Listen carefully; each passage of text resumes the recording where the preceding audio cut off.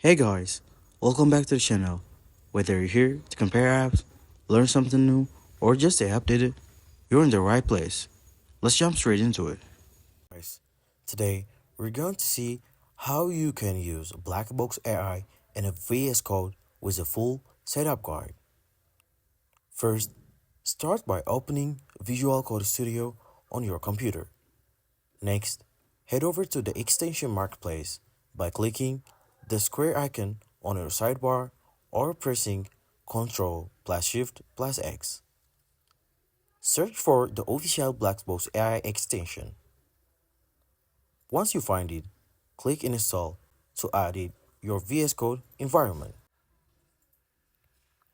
After installation, you will need to sign in with your Blackbox AI account or create a new one if you haven't already. This will link your VS Code with Blackbox AI-powered coding assistant. With the extension active, you can start typing comments or prompts in your code files. For example, write a simple comment like create a responsive button, and Blackbox AI will suggest complete HTML and CSS code snippets automatically. You can add suggestion by pressing tab or explore alternative options using the extensions sidebar. Blackbox AI in VS Code supports multiple languages and frameworks, making it easier to build web pages, components, or style elements without switching between tools.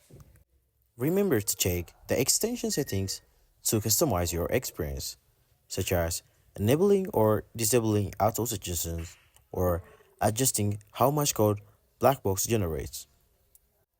Using Blackbox AI inside VS Code streamlines your workflow and helps you code faster with a smart AI generated suggestion, especially if you are working on front-end projects.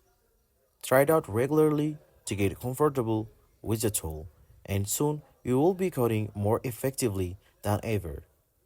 Thanks for watching. If you found this guide helpful, don't forget to like and subscribe for more tech tutorials. See you in next one.